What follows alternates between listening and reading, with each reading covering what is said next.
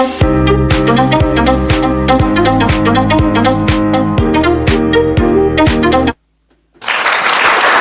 good evening sa mga kababayan natin nanonood sa social media at sa YouTube.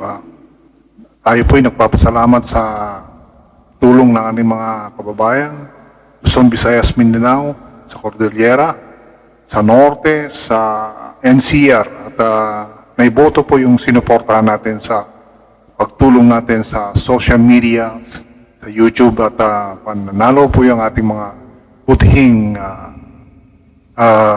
senador na si Rodante Marcoleta, Madam Amy Marcos, Senador Bongo at si Bato de la Rosa at saka sa Maampalad hindi pinalad ang ating Colonel Busita na siyang pong talagang 100% ang pagtulong niya sa mga motorista. Yung mga maling paghuli ay kanyang tinatama. At 100% po ang suporta natin sa mga kababayan natin na nanalo sa Senado. At hindi man siya pinalad, sa susunod na may kakataon lang naman, babalik siya. Whether sa Kongreso o kaya sa Senado.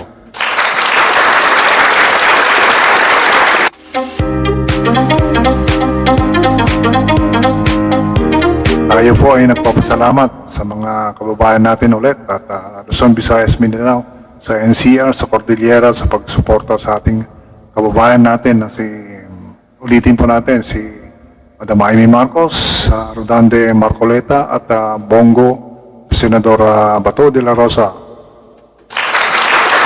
Salamat po sa mga kababayan natin na talagang pahirapan po noon ang nakita natin na talagang nakakuha tayo kay Madam Amy Marcos, nasa number 12 siya habang nanonood tayo ng Comelec, bilangan ng Comelec talagang ang alam natin baka siya ay mahulog sa pagdadasal natin.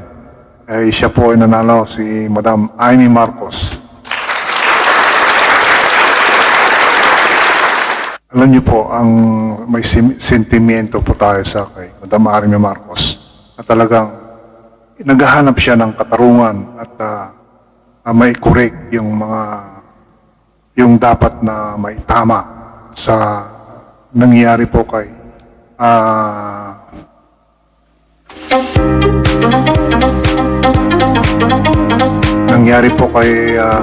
dating Pangulong Duterte na siya po ay sinuko sa ibang bansa at todo suporta po at todo investigasyon ang ginagawa ng ating butihing Madam Amy Marcos sa kanyang Senate hearing doon. At tayo po ay nagpapasalamat na someday, somehow na makabisita po tayo sa kanilang opisina at magpasalamat po tayo at tulungan po natin yung mga magagandang adhikain ng gobyerno at tuloy po nila yung mga magagandang gawain ng gobyerno, ituloy po yung magandang adhikain ng mga patungo sa Senado at yung mga sana po magpati-bati na po tayo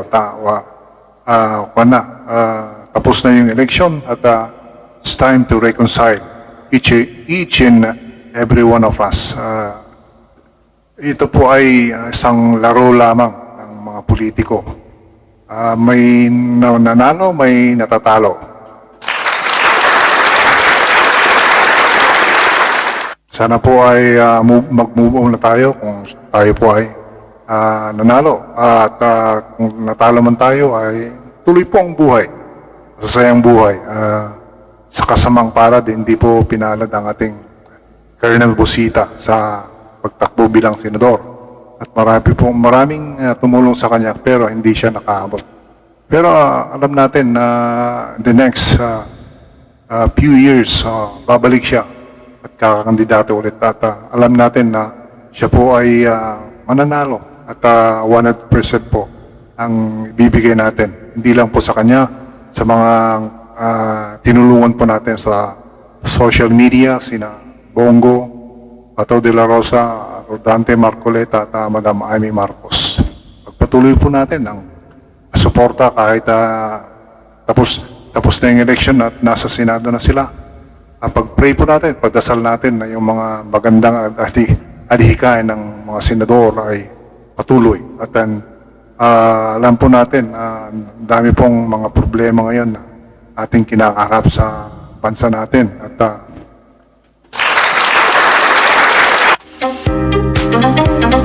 sana po itong bansa natin ay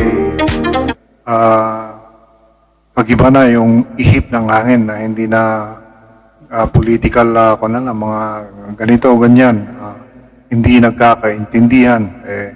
Dapat we have to set a reconciliation sa mga kababayan natin, sa mga politiko natin.